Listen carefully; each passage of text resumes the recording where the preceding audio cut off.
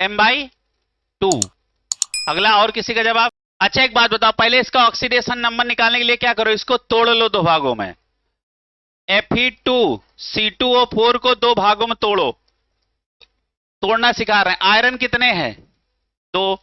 तो यहां लिखो 2Fe, है ना, 2Fe। और इसका ऑक्सीडेशन नंबर, अच्छा मान लो अभी हमको ऑक्सीडेशन नंबर नहीं मालूम, नहीं मालूम, नहीं मालूम, नहीं मालूम, कोई बात नहीं।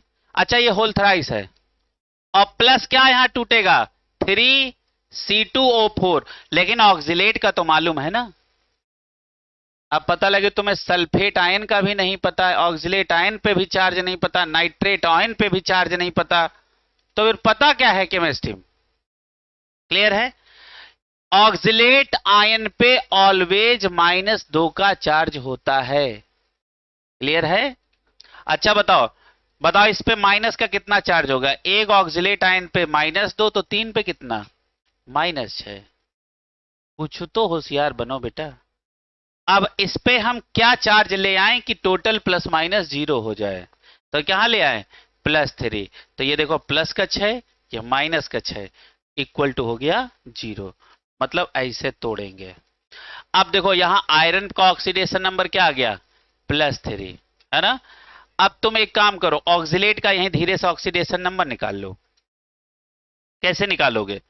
यहां इस कार्बन के निकालोगे तो ये क्या हो जाएगा, 2x हो जाएगा। स्टोसियोमेट्रिक कोफिशिएंट को ऑक्सीडेशन नंबर में कंसीडर नहीं करते, ठीक है। 2x हो गया, माइनस +2, और कितने हैं 4, इक्वल टू क्या हो जाएगा, -2, 2x, है ना। और ये क्या हो जाएगा, -8 इक्वल टू -2, तो x इक्वल टू क्या आ जाएगा, +3। तो यहां पे कार्बन किस ऑक्सीडेशन स्टेट में है, +3। निकालना सीख गए? क्लियर है? देखो आप डायरेक्ट नहीं निकाल पाओगे इसका ऑक्सीडेशन स्टेट, तो क्या करना, सबसे पहले इसको तोड़ लो और फिर ऑक्सीडेशन नंबर कैलकुलेट कर लो। अब देखो इसका क्या हो जाएगा, +4। अब देखो अब मेरी बात को समझिएगा। अब देखो +3 से, अब +3 से +3 पे गए तो यहां क्या लिखेंगे, नो चेंज। क्या लिखेंगे, नो चेंज। क्लियर है? अब ऊपर आ जाओ, यहां यहां चेंज निकालो, हायर ऑक्सीडेशन स्टेट और माइनस लोअर ऑक्सीडेशन स्टेट। अच्छा बताओ +3 और +4 में कौन बड़ा, +4 बड़ा, और माइनस कौन सा है, +3। चेंज कितने का आया, कितने का आया, 1 का चेंज आया। अब धोखे की घड़ी शुरू, आए ना, कितना चेंज आया, 1 का। अब बताओ यहां तक आया ना। अब यहां कार्बन की संख्या 2 नहीं है, 6 है, मल्टीप्लाइड बाय 6, आंसर आया 6। This is the question. समझ में आ गया? अच्छा एक बात बताओ, अब तुम क्या निकालोगे, इक्विवेलेंट वेट इक्वल टू क्या हो जाएगा, मॉलिक्यूलर वेट बाई 6।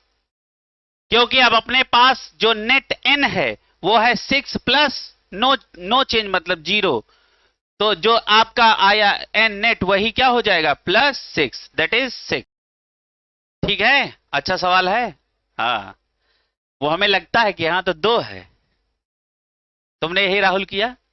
हाँ देखो देखो इस 2 को ये 3 गुड़ियाएं दे रहा है, मतलब गुणा कर दे रहा है, नहीं समझ दे रहा, तो वो गुणा करना, गुणा करने का मतलब होता गुना करना। गुना, गुणा क्या होता, गुना, टाइम्स, इन इंग्लिश टाइम्स। गुणा का मतलब क्या होता है, गुना। तो ये कितने गुना है, गुना, गुना 3 गुना है। गुना का मतलब क्या होता है, गुणा, और गुणा का मतलब क्या होता है, गुना। समझो थोड़ा सा, मैथ तुम समझते नहीं हो। क्लियर है? हाँ चलो आगे देखो। तो गुणा का मतलब क्या होता है, गुना। ठीक है, चलेगा, आगे लिखो। अच्छा क्या सीखा, फेरस ऑक्सीलेट का इक्विवेलेंट वेट क्या होता है, m/3। फेरिक ऑक्सिलेट का इक्विवेलेंट होता है m/6। क्लियर हो गया? आगे बढ़ा जाए। अब तो तुम लोग होशियार हो। अच्छा एक और बता दो, नहीं मान रहे हो तुम। लिखो NO3 माइनस, लिखो लिखो। अब हम इसमें कुछ बताएंगे नहीं। लिखो NO3 माइनस इधर लिखो और उधर NH4 प्लस लिखो और नीचे लिखो जरा, नीचे लिखो तो calculate equivalent weight of NO3 minus and NH4 plus both. बहुत बढ़िया सवाल है। Calculate equivalent weight of NO3 minus and NH4 plus both. Both दोनों को अलग अलग बनाओ, ठीक है। ये आपका क्या है? NO3 माइनस और हमने ये NH4 प्लस, ये आपको हमने सवाल दिया है। आंसर क्या आया बताओ बेटा। अच्छा बताओ, यहां नाइट्रोजन का ऑक्सीडेशन नंबर क्या आया? यहां क्या आया? +5। यहां क्या आया? -3 आया। बताओ अच्छा चेंज कितने का आया? हाँ, चेंज क्या लिखेंगे? Higher oxidation state minus lower oxidation. Higher कितना है? +5। लोअर कितना है? -3। ये जब ब्रैकेट खुलेगा तो क्या हो जाएगा? ये भी हो जाएगा प्लस, तो ये हो जाएगा 3। आंसर आया 8। पलट के देखा नाइट्रोजन कितना है? 1। ये आया 8, इधर है 1। नहीं समझ रहे हो? तो कोई मल्टीप्लाई करने की जरूरत है नहीं। अब हमने क्या लिखा बताओ? इक्विवेलेंट वेट क्या लिखेंगे?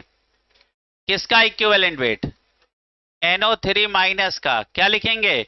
Molecular weight by 8। अब हमने क्या लिखा बेटा? इक्विवेलेंट वेट किसका? NH3 का। अरे पलट भी दोगे तब भी तो चेंज 8 का होगा, नहीं होगा? होगा ना? तो फिर से लिख सकते हो मॉलिक्यूलर वेट बाई 8। अरे जिसका ना मानो तो इसको यहां कर लेना, इसको इधर कर लेना, फिर भी चेंज 8 का ही आएगा। क्लियर है? तो ये दोनों आंसर हुए। ठीक है, अगला लिखो।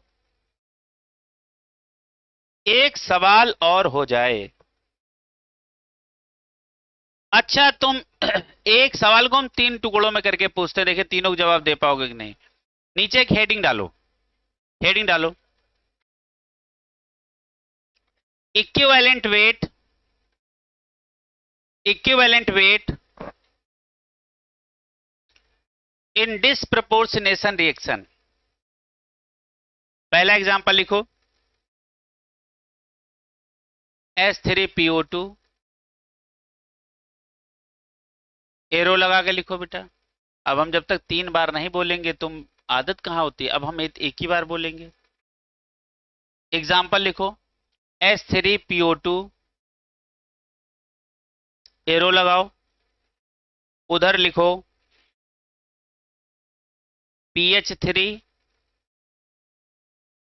PH3 H3PO3, H3PO3।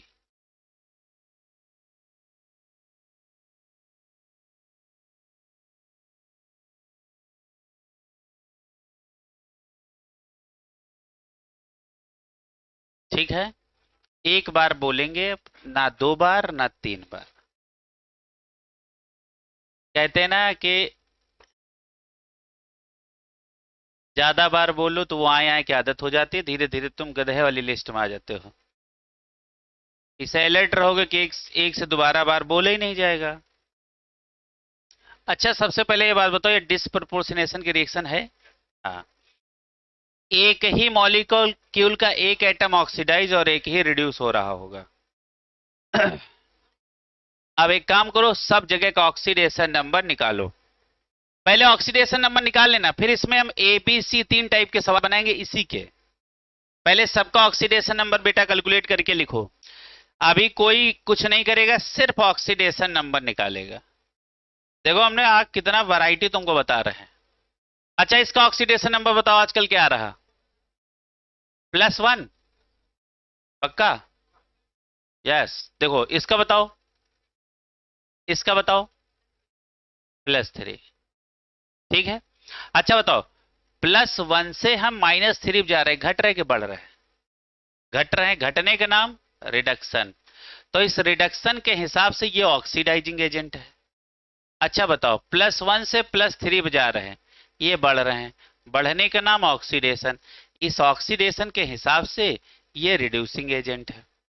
It means H3PO2 behave like both oxidising agent as well as reducing agent. Clear है? कितना समझ में आ गया? अब हम आपसे पहला सवाल लिखाने जा रहे हैं, लिखो यहां पे। पहला लिखो A, calculate equivalent weight of H3PO2 when act as oxidizing agent, when act as oxidizing agent। ये ऑप्शन आपका, ये आपका कौन सा पार्ट है? ए। तो तुम क्या करो, इस ए पार्ट के अंदर देखो ऑक्सीडाइजिंग एजेंट कौन से पार्ट से बन रहा, इससे। तो आप इतना टुकड़ा इसका अलग कर लो, H3PO2, और यहां क्या लिखना, PS3 -3 +1। बताओ, इतना ही टुकड़ा तो आपके काम का है ना? यहां क्या हो रहा है? यहां हो रहा रिडक्शन, तो ये behave like oxidising agent. Clear है? समझ में आ रहा? सबको सवाल समझ में आया? अच्छा एक बात बताओ, अब हम क्या करें, यहां चेंज निकाल दें। क्यों बेटा? Change, higher oxidation state minus lower oxidation state. Higher कितना है? +1, फिर माइनस, फिर -3। अच्छा बताओ, +1 और ये माइनस माइनस क्या हो जाएगा? प्लस, +3। आंसर क्या आ गया? 4। पलट के देखा तो कितना फास्फोरस यहाँ? 1। तो चेंज कितने का आएगा? बेटा ये कर पा रहे हो? देखो कहीं ब्रेकेट लगा हो, ब्रेकेट का मतलब होता है गुणा करना। ब्रेकेट का मतलब क्या होता है? गुणा। जैसे मान लीजिए यहां लिखा है 2 और फिर ब्रेकेट 2, तो ये लिखा है 2 × 2। समझ में आ रहा? अब मैथ इसीलिए कहते पढ़ो थोड़ा सा, बिना ऐसे काम नहीं चलेगा। इस ब्रैकेट का मतलब क्या है? ये this bracket represent multiplication. Clear है? अब देखो यहां पे इसको मल्टीप्लाई करोगे, 2 से 2 को मल्टीप्लाई करोगे तो क्या होगा? 4। अब देखो अच्छा बताओ, माइनस इंटू माइनस को मल्टीप्लाई करोगे तो आंसर आएगा plus, minus into plus answer आएगा माइनस। अच्छा, plus into minus minus, very good. Plus into plus plus. कहीं लिख लो बेटा, यही लिख लो। हमको तो कभी कभी क्लास 5th 4th तक पहुंचना पड़ता है। क्लियर है? नहीं समझ रहे हो? और जहां जेनेटिक्स आती है वहां फिर नंबर नहीं आते हैं। नहीं समझ आ रहा है? कहां आएगा? ये है कौन सा? एक्सिलरी बड। ये है एस्टिवेशन। नहीं नहीं, वॉल्वेट, ये इम्ब्रिकेट। अरे वो होता ना VTIQV, वॉल्वेट, इम्ब्रिकेट, और एक कौन सा होता? क्वेनेंशियल, और एक होता वॉल्वेट, है ना? जो छोड़ो तो VTIQV, VTIQV। ट्विस्टेड रह गया है। ठीक है, तो यही सब याद रहता है। और इसमें तुम बताए ना, तुम बहुत भरोसा करो इस बात का, इसमें किसी ब्रेन का इस्तेमाल नहीं है, कि बिल्कुल दिमाग का इस्तेमाल नहीं है। समझ में आ रहा? पत्तियां कई प्रकार की, ये प्रकार के। इसमें किसी दिमाग का इस्तेमाल है? कोई दिमाग का इस्तेमाल नहीं है। जहां दिमाग का इस्तेमाल आया, क्या यही कठिन लगता है? नहीं समझ में आ रहा? और मैं तुमको अच्छा एक बात बताऊं, जो बहुत अच्छे डॉक्टर बहुत अच्छे लेवल पे पहुंचते हैं, वो बहुत कठिन चीजों में से होके गुजरना चाहे हैं तो अच्छे हुए हैं। और यदि वो भी साइड करते रहते कठिन चीजों को, तो अच्छे डॉक्टर कभी नहीं होते। डॉक्टर हो जाते। क्लियर है? अच्छे डॉक्टर नहीं होते, इस बात को समझो, है ना। अच्छा, तुमको और क्या पढ़ने में मजा आएगा? Human physiology. क्यों पढ़ने में मजा आता है? क्योंकि हम अपने शरीर के विषय में जान रहे होते हैं। अच्छा, अपने पीनियल ग्लैंड ये काम करती, वाह, तो मजा आता है पढ़ने में। क्लियर है? और यही बात पौधों में आ जाती है कि वहां स्टोमेटा खुला, वो उसका एसी है। अरे स्टोमेटा क्या होता है? स्टोमेटा एसी होता है, किसका? प्लांट का। उसमें नेचुरल एसी फिट है, भगवान ने फिट करके दिया। अब वही तुमसे पूछ लिया गया, अच्छा कि ट्राइकोम क्या काम करता है, क्या है, हमें ये नहीं पता है। फिर कहा गया अच्छा स्टोमेटम दो लेयर हैं, एक इनर एक आउटर, है ना। बताओ न्यूक्लियस किसमें होता है, कौन सा थिक कौन सा थिन, है ना। तो फिर आए आए करना शुरू, क्यों? दिमाग लगना शुरू हो गया। चलो अच्छा,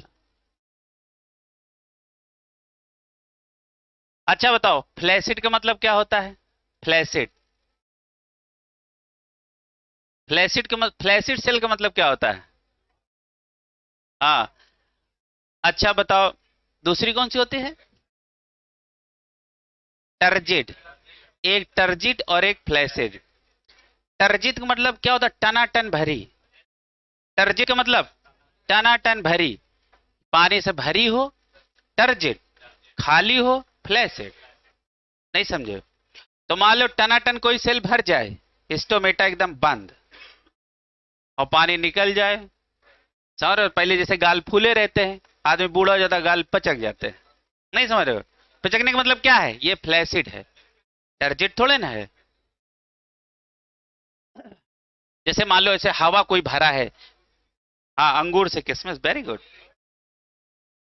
हाँ, चलो, तो अंगूर क्या है? ये टर्जिड है, और किसमिस क्या है? ये फ्लैसिड है। क्लियर है?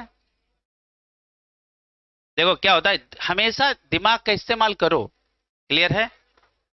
और तुमको एक बात बता दें, बायोलॉजी वाले देखते हैं, चलो आगे देखो। हाँ ये कहानी देखो, ये आ गया। अच्छा बताओ, अब हमको इक्विवेलेंट वेट इसका निकालना है, तो बताओ सब कुछ हो गया ना क्लियर? तो क्या लिखेंगे? इक्विवेलेंट वेट इक्वल टू क्या हो जाएगा? Molecular weight by, molecular weight by 4। जब H3PO2 as a oxidising agent work करेगा, तो उसका इक्विवेलेंट वेट क्या होगा? m/4। इसमें दूसरी हेडिंग डालो, बी। लिखो, लिखो,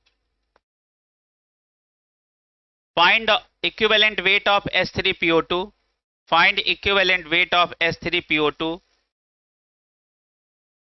when act as a reducing agent, when act as reducing agent,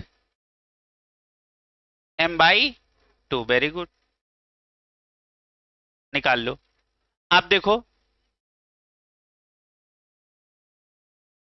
आप देखो, हमको रिड्यूसिंग एजेंट की तरह इसको काम कराना है, तो इसका कौन सा वाला अपने काम का है? ऑक्सीडेशन वाला पार्ट, है ना। अब जरा ध्यान से देखो, अब देखो ये किस में पहुंच गया है, आगे कर देते हैं।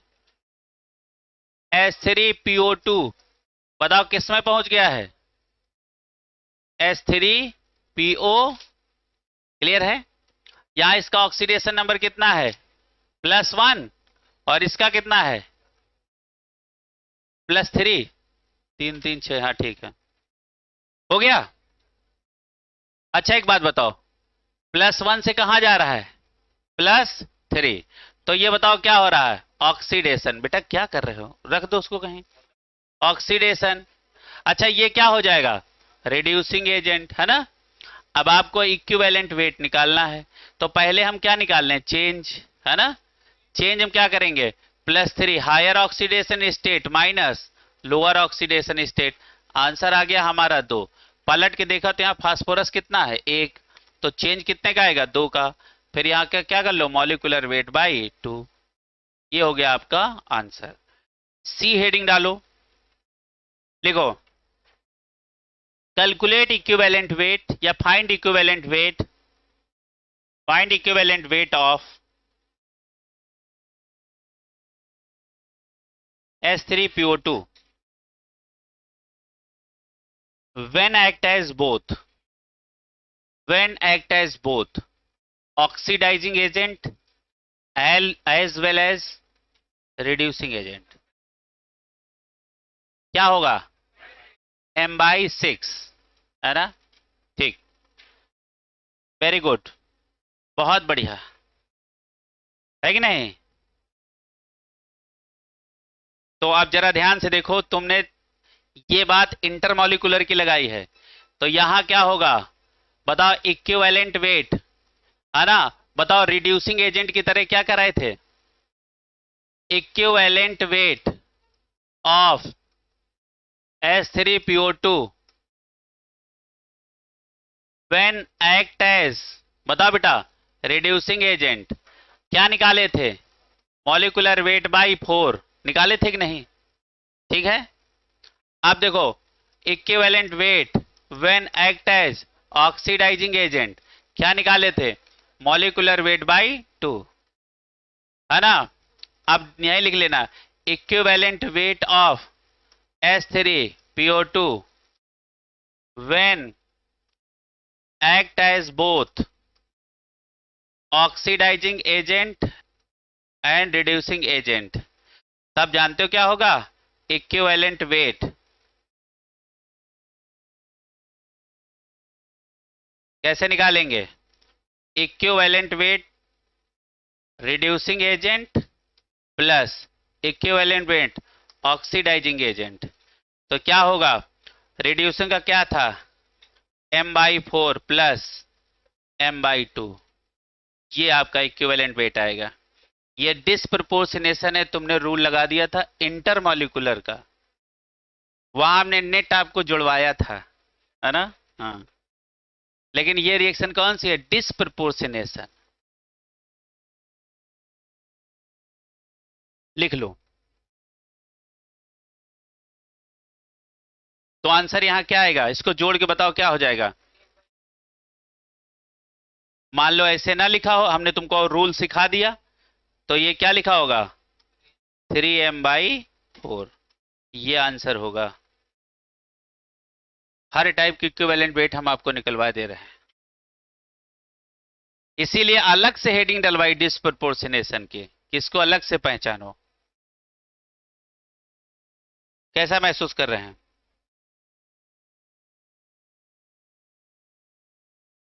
अच्छा, एक हम ऐसा सवाल और आपसे पूछ लें, तो एक सवाल अच्छा हो, लिखो, नहीं मान रहे हो तो है? अब इस कौन सा होमवर्क, अभी टोटल समय बाकी है, अभी आधा घंटा बाकी है। अरे नया चैप्टर तो अगली क्लास में शुरू होगा, आज कहाँ शुरू हो जाएगा? ऐसी बातें करते हो। चलो अच्छा, अगला लिखो, अभी इससे समय बचे तब ना, अगली हेडिंग डालो।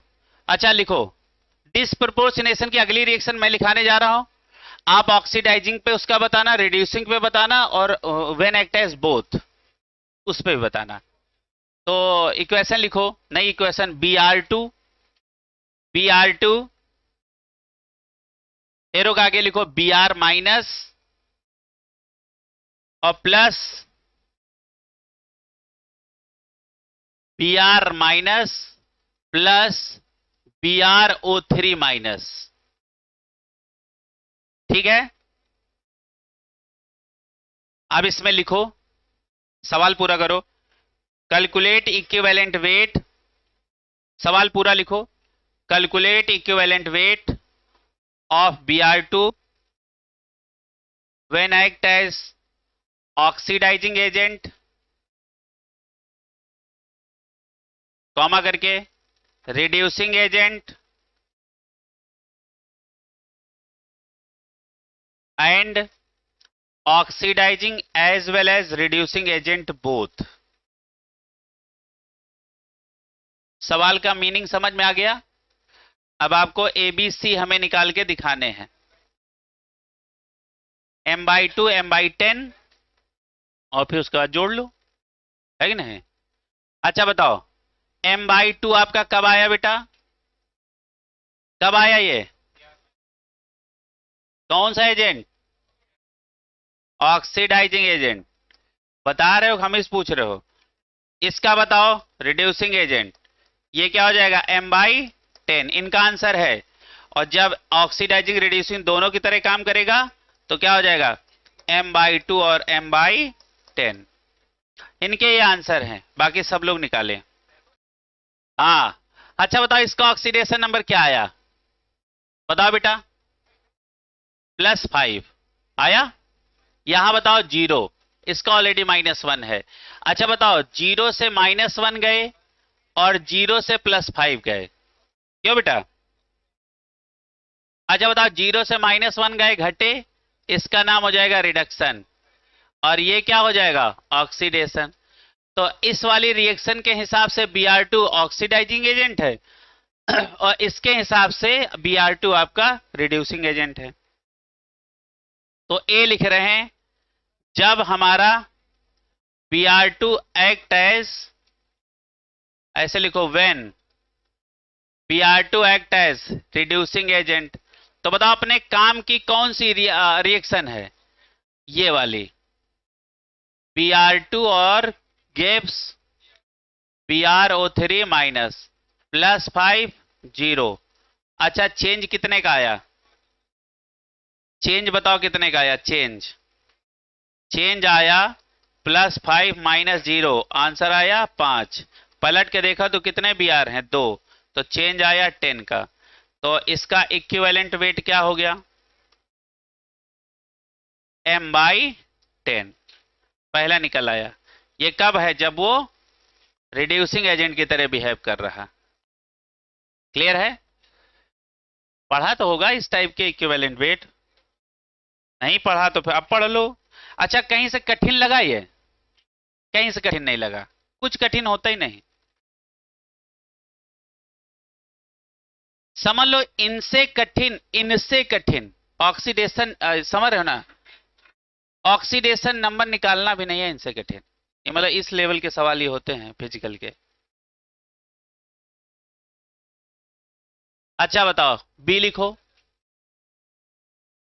When Br2 act as oxidising agent. अच्छा ऑक्सीडाइजिंग एजेंट के मतलब आपको कौन सी रिएक्शन पकड़नी है? रिडक्शन वाली। तो ये हो जाएगा Br2 Br माइनस 0 -1। अच्छा बताओ, चेंज निकाल लो। चेंज कैसे निकालेंगे? Change higher oxidation state minus lower oxidation state. तो ये आ जाएगा, चेंज कितने का आ गया? 1 का। और कितने से मल्टीप्लाई करोगे? 2 से, क्योंकि यहां Br कितने हैं? 2। क्लियर है? अब इक्विवेलेंट वेट आपका क्या निकलेगा? नहीं बता ही डालो। Molecular weight by 2 see when act as both oxidising agent और प्लस रिड्यूसिंग एजेंट। तो इक्विवेलेंट वेट क्या हो जाएगा? m/10 plus m/2। यही आंसर। फिर एलसीएम लेके अपना आगे बढ़ा लेना। क्लियर है? लास्ट हेडिंग डाली जाए। हाँ हाँ बेटा लिखो।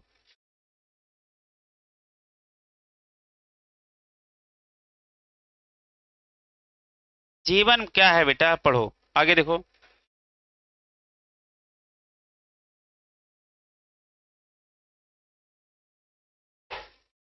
अच्छा डिस्प्रपोर्शनेशन रिएक्शन का दूसरा नाम क्या लिखाए थे? कम प्रोपोर्शनेशन, इसका उल्टा लिखाए थे। डिस्प्रपोर्शनेशन का दूसरा नाम क्या लिखवाए थे? नहीं लिखवाए? तो आगे ब्रैकेट में लिख लो, इसका दूसरा नाम होता ऑटो रिडॉक्स। नहीं लिखवाया? लिखो आगे, लिख लो ऑटो रिडॉक्स। लिखो auto redox reaction, AUTO, auto redox reaction. एक एक सवाल और हो जाए। अच्छा डिस्प्रपोर्शनेशन की कई रिएक्शन हो गई, एक कम प्रोपोर्शनेशन का भी पढ़ा दें? अच्छा नहीं, क्या मतलब है? अगली हेडिंग डालो, नीचे लिखो नहीं, कैसी बातें करते हो? बायोलॉजी पढ़ा देंगे।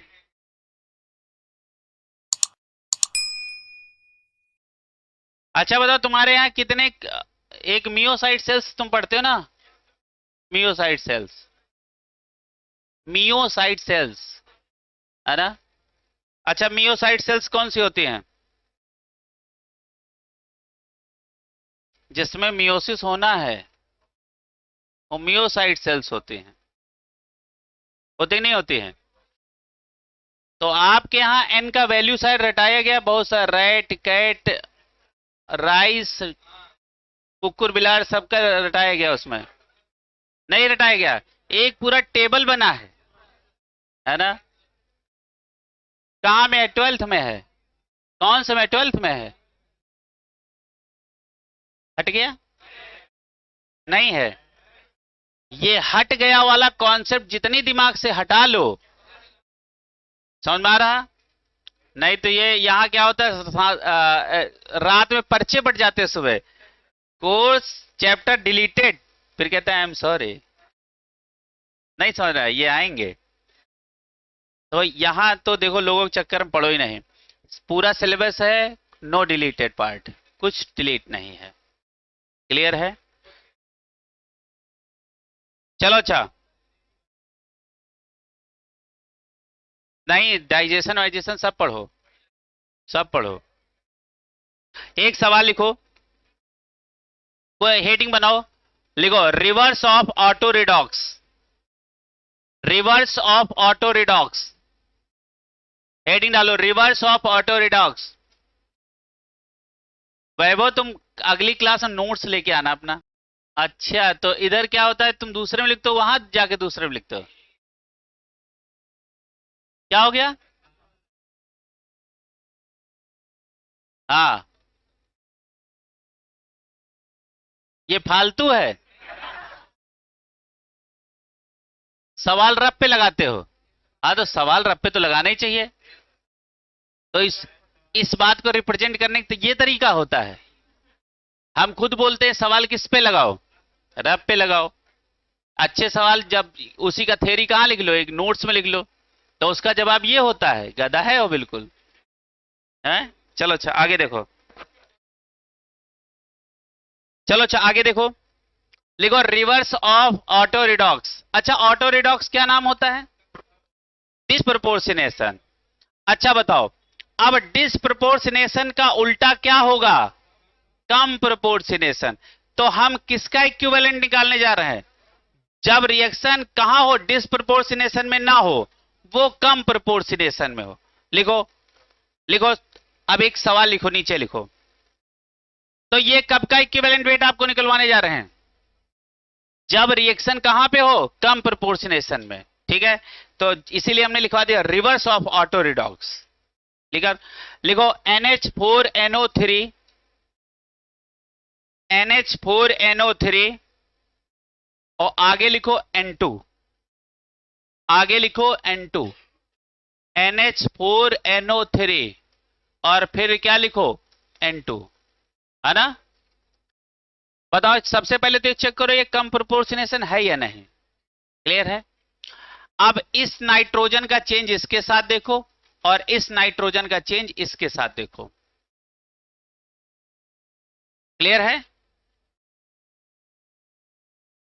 कम प्रोपोर्शनेशन है कि नहीं है?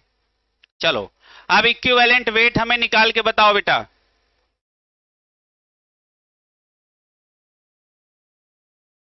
निकालो बेटा। अच्छा, इसका ऑक्सीडेशन नंबर बता दो, इसका ऑक्सीडेशन नंबर बताओ। -3। इसका बताओ। +5। ठीक है। अच्छा, -3 से कहां चले गए? 0 पे। अच्छा, -3 0 पे गए तो ये क्या हुआ? रिडक्शन, ऑक्सीडेशन, बढ़ गए। क्या हो जाएगा? ऑक्सीडेशन। अच्छा, +5 से 0 गए, रिडक्शन। तो देखो, ऑक्सीडाइज होके सेम एटम पे जा रहे हैं, रिड्यूस होके भी सेम एटम पे जा रहे हैं, जा रहे हैं ना? अच्छा, ऑक्सीडाइज और रिड्यूस हो एक ही एटम का तो वो डिस्प्रपोर्शनेशन, और ऑक्सीडेशन और रिडक्शन एक ही एटम पे आ जाए तो वो कम प्रोपोर्शनेशन। क्लियर है? अब जरा ध्यान से देखो ये। अच्छा इधर नीचे बताओ चेंज, बताओ चेंज। हायर ऑक्सीडेशन स्टेट कितना है 0, माइनस लोअर कितना है 3, आंसर आ गया 3। पलट के देखा नाइट्रोजन कितना है, नाइट्रोजन कितना है 3, 1। Very good. तो मल्टीप्लाइड बाय 1 है ना, बहुत बढ़िया। ठीक, ऊपर देखो। अरे भाई एक मल्टीप्लाई क्या मतलब है। अच्छा यहां आ जाओ, यहां देखो यह चेंज निकालो। कैसे निकालेंगे, हायर ऑक्सीडेशन स्टेट कितना है +5 और कितना है -0। आंसर कितना आया, पलट के देखा तो कितना है 1। क्लियर है। अब निकालो भैया। यहां हमको N2O लिखना पड़ेगा क्योंकि अमोनियम नाइट्रेट है, N2O में टूटेगा। एक काम करो, तुम इसको NO2 कर लो, है ना, अमोनियम नाइट्राइट करो, क्योंकि यदि हम इसको तोड़ेंगे तो यहां N2O लिखना पड़ेगा। ठीक है, अब निकालो दोनों का।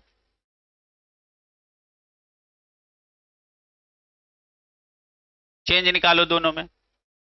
अच्छा इसमें चेंज निकालो बेटा, कितना हो जाएगा। अब इसका ऑक्सीडेशन नंबर भी तो चेंज हो जाएगा। अब देखो यहां कितना आ रहा होगा +3। हाँ ये है बेटा, जब अमोनियम नाइट्रेट को तोड़ेंगे तो यहां N2O में टूटेगा, है ना। हाँ तो बताओ ऊपर वाले में चेंज निकालो। हायर ऑक्सीडेशन स्टेट कितना है +3, -0, आंसर आ गया 3। पलट के देखा तो यहां कितना है संख्या 1। कोई बात नहीं, नीचे देखो, यहां निकालो चेंज। हायर ऑक्सीडेशन स्टेट कितनी है 0, -3, तो यहां भी आंसर क्या आया 3। क्लियर है, पक्का। अब यहां आपको निकालना है n net, n factor net. तो यहां आंसर बताओ क्या आएगा 3 + 3, आंसर क्या आ गया 6। हाँ देखो क्या हुआ, एक ही मॉलिक्यूल के 2 एटम, समझ में आ गया। हाँ अब तुम समझ पाए। क्लियर है, चलो लिखो। अरे इंट्रामॉलिक्यूलर रिडॉक्स हम ऐसे पढ़ाए थे कि नहीं। जब एक ही मॉलिक्यूल के 2 एटम आपके रिड्यूस हुआ करें या ऑक्सीडाइज हुआ करें, हमेशा यही फंडा लगाना। तो बताओ आंसर क्या होगा। अब आंसर तक पहुंचने का क्या जुगाड़ है, क्या लिखेंगे m/6 लिख लो, m/6। अच्छा चलो एक हम तुमको घर के लिए सवाल देते हैं, लिखो इसको घर से लगा के लाना।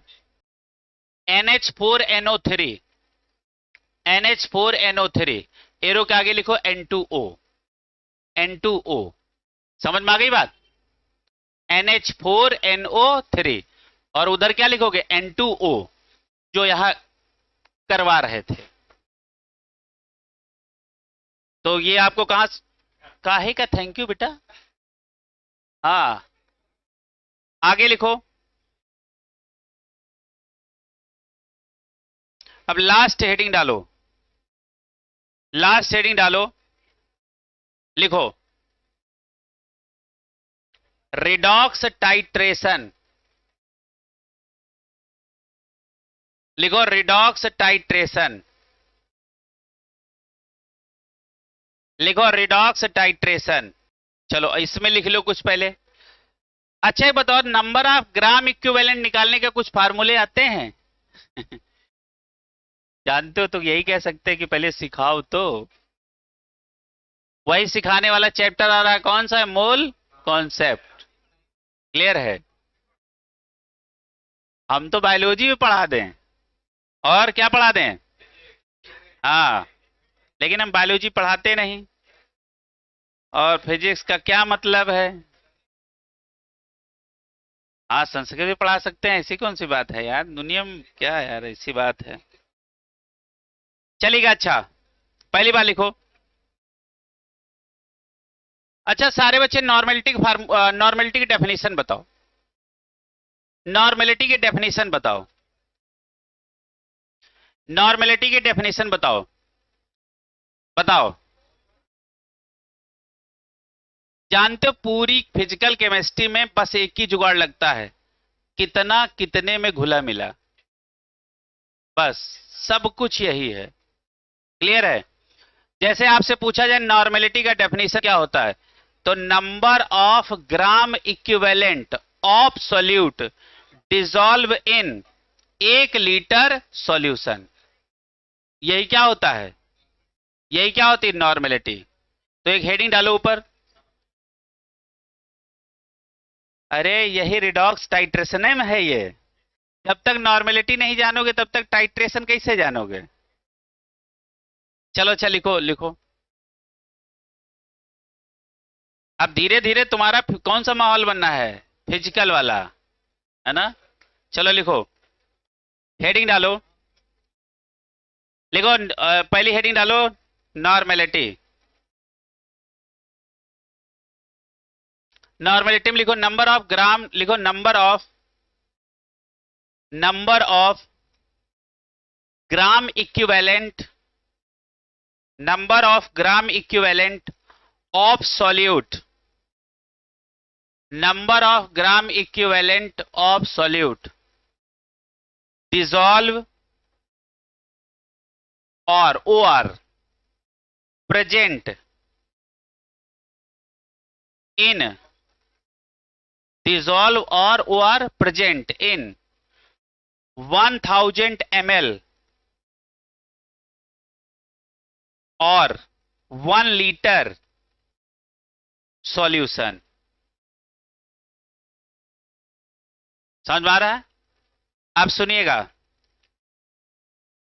नॉर्मेलिटी क्या हुआ फॉर्मूला, यहां पे क्या रखते हैं, वेट अपान इक्विवेलेंट वेट, किसका, सॉल्यूट का, किसका, सॉल्यूट का, इनटू 1000 अपान वी, किसमें रखेंगे, ml में।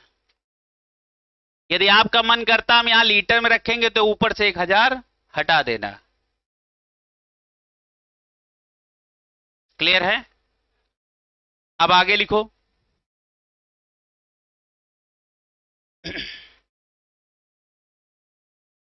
अब बहुत एक बात बताओ, अब बहुत एक ध्यान से एक बात बताओ, ये नंबर ऑफ ग्राम इक्विवेलेंट क्या होते हैं, नंबर ऑफ ग्राम इक्विवेलेंट। तो क्या हम बोलेंगे, देखो ग्राम इक्विवेलेंट का मतलब क्या होता है, ग्राम इक्विवेलेंट का मतलब क्या होता है, इक्विवेलेंट वेट इन ग्राम। क्या होता है, इक्विवेलेंट वेट इन ग्राम। तो नंबर ऑफ ग्राम इक्विवेलेंट क्या होंगे, क्या होगा, ये जो ये पूरा लिखा है यही है number of gram equivalent, number of gram equivalent. अच्छा, नंबर ऑफ ग्राम इक्विवेलेंट का फार्मूला क्या मिल गया, क्या मिल गया, wait upon equivalent wait. Clear है। अब जरा ध्यान से देखो बेटा, नॉर्मेलिटी, अच्छा बताओ इक्विवेलेंट वेट का फार्मूला अभी आपने कुछ पढ़ा है, क्या पढ़ा है, molecular weight by n factor, पढ़ा कि नहीं पढ़ा, है ना। आप जरा ध्यान से देखो, अब तुम क्या इस फार्मूले को कुछ चेंज कर सकते हो, बताओ कर सकते हो। अब बताओ क्या कर सकते हैं, बहुत ध्यान से देखो, normality equal to weight upon equivalent weight की जगह क्या रख दो, मॉलिक्यूलर वेट बाई एन, ये रख सकते हो कि नहीं, इनटू 1000 अपान वी ml लिख सकते हो, है ना। अब बहुत ध्यान से देखो, कैसे देखना है, ध्यान से, है ना। बताओ कुछ चेंज तुमको समझ में आ रहा है। अच्छा बताओ इतना क्या है, अच्छा बताओ ये n कहां चला जाएगा, ऊपर चला जाएगा कि नहीं, ये वाला n पलट के ऊपर आ जाएगा कि नहीं, तो n यहां आ गया और इतना होता है आपका मोलेरिटी और इनटू क्या हो जाएगा m। फार्मूला क्या बन गया, normality equal to n into m। अरे ये मोलेरिटी नहीं होता, weight upon molecular weight of solute 1000 upon VmL। क्लियर है। ये आपका क्या हुआ, एक ही फार्मूले से ये पढ़ते हो नहीं, नॉर्मेलिटी इक्वल टू क्या लिखते हैं, n फैक्टर इंटू मोलेरिटी। क्या लिखते हैं? मोलेरिटी। क्लियर है? तो देखो घबराओ नहीं। अब देखो सारे लोग इसी के नीचे लिखो, एक हेडिंग डालो मोलेरिटी। यही दो ही फार्मूले में पढ़ा के फिर टाइट्रेशन वाला सवाल करवा दें। बस उसमें 2 ही फार्मूलों का इस्तेमाल होगा, बाकी सारे देखेंगे मोल कॉन्सेप्ट में। लिखो मोलेरिटी, लिखो बेटा मोलेरिटी। मोलेरिटी, मोलेरिटी को कैपिटल एम से लिखते हैं और मोलेलिटी को स्मॉल एम से लिखते हैं। मोलेरिटी के सामने क्या लिखोगे ब्रैकेट में? Capital M. अब डेफिनेशन लिखो, लिखो number of moles of solute, number of moles of solute, number of moles of solute dissolve in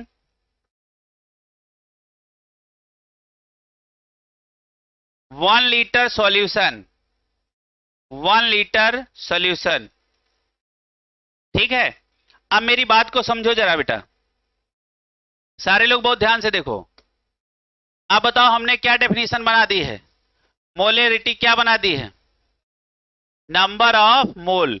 तो क्या लिखेंगे? Wait upon molecular wait. किसका? सॉल्यूट का। क्यों बेटा? और इनटू 1000 अपान VmL।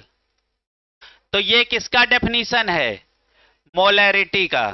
अब बहुत ध्यान से देखो, अब क्या हमने जितने में गोला लगाया था वो मोलेरिटी ही था कि नहीं?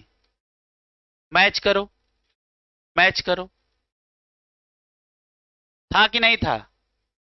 तो ये फार्मूला तो आपने रटा होगा। अब आपसे पूछे relation between molarity and normality, तो फार्मूला क्या हो जाएगा? Normality equal to n into molarity. Clear है? अभी आपको molality, molarity, molality strength, molality, mole fraction सब में रिलेशन बताएंगे। तो जैसे आप 2 लाइन में सवाल लगा लो, वहां ये नहीं कि इसको माना ये है तो इसको माना ये है, मानते ही रहे। समझ रहे हो? ये टाइप का नहीं, सब सारे सबको क्या करना है? सबको छोटे छोटे जुगाड़ों में सीख लेना है। क्लियर है? तो चलो एक सवाल और लगवाना है, बस चैप्टर आपका खत्म है। हाँ हाँ ठीक, कोई बात नहीं। अब नेक्स्ट क्लास में इसका 1-2 सवाल करवा देंगे और नंबर ऑफ ग्राम इक्विवेलेंट के हम आपको 5 फार्मूले सिखाएंगे टोटल। कितने फार्मूले? 5। और बार बार वही उन्हीं फार्मूलों को हम पढ़ा करेंगे।